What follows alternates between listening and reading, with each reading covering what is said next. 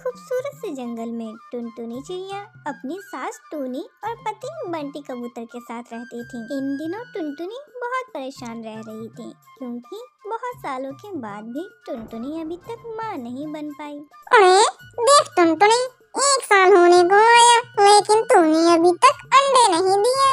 मैं अपने बेटे की दूसरी शादी करवा दूंगी। माँ जी आप ऐसा मत कीजिए, मैं कहाँ जाऊंगी?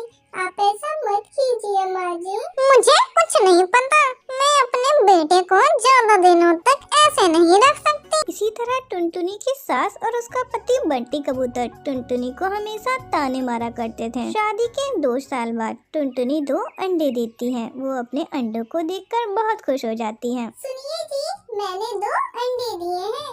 माँ जी मैंने 2 अंडे दिए हैं। अब तो आप इनकी दूसरी शादी नहीं करेंगी ना? नहीं, ऐसे कैसे? अगर इन दोनों अंडों में से लड़के निकले तभी हम दूसरी शादी नहीं कराएंगे। लेकिन अगर एक भी लड़की हुई तो हम उस लड़की के साथ तुझे भी घर से बाहर निकाल देंगे और लड़के को हम रख लेंगे। लेकिन माँ जी अंडे में से क्या निकलेगा ये मेरे हाथ में थोड़ी है ना।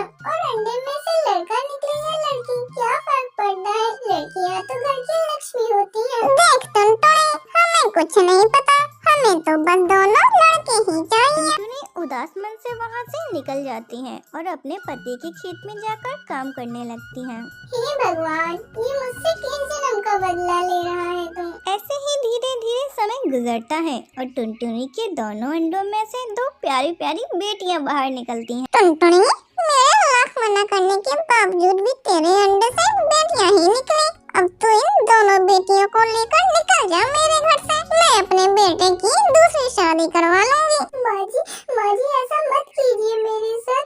मेरे अंडे से बेटियां निकली, इसमें मेरी क्या गलती है? मैं इतनी छोटी छोटी बच्चियों को लेकर कहाँ जाऊंगी माँ जी? मुझ पे ना सही मेरी इन छोटी छोटी बच्चियों पे दया कीजिए माँ जी। मुझे घर से मत निकालिए। अरे तू कहीं भी जा या मर जा, मुझे उससे कोई लेना देना नहीं है। बस मेरे घर से निकल जा।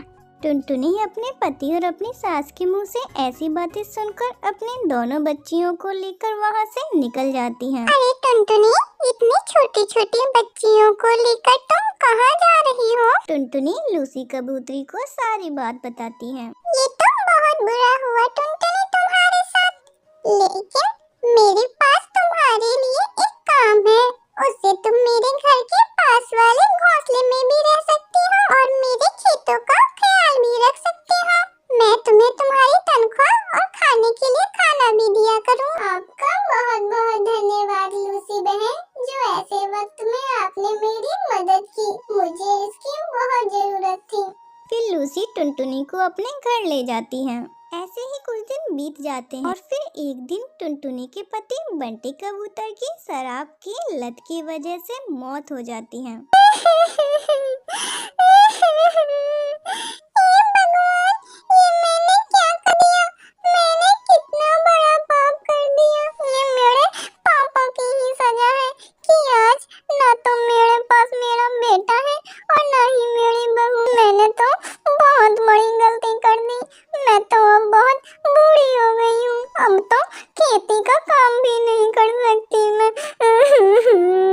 टुनटुनी का जीवन तो बहुत मजे से कट रहा था। उसकी दोनों बेटियां अब बड़ी हो रही थीं।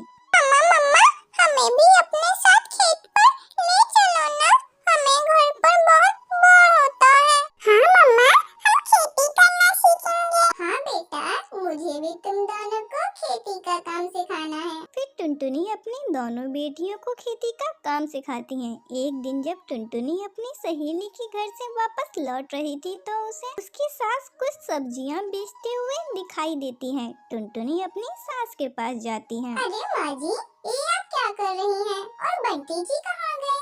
ये सब्जियाँ आप क्यों बेच रही हैं? टुनटुनी, मुझे माफ कर दो, मैंने तुम्हारे साथ बहुत गलत किया था। भगवान ने मुझे मेरे किए की सजा दे दी है।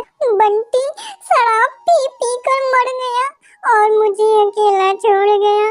इस बुढ़ापे में मुझे ये सब काम करना पड़ रहा है। मुझे माफ कर दे टुनटुनी। कोई बात नहीं माँ जी, आपको आपके किए की सजा मैं आपका ध्यान रखूंगी। इसके बाद टुनटुनी और उसकी दोनों बेटियां अपने घर वापस आ जाती हैं। तीनों मिलकर लूसी के और अपने खेत का बहुत अच्छे से ध्यान रखते हैं।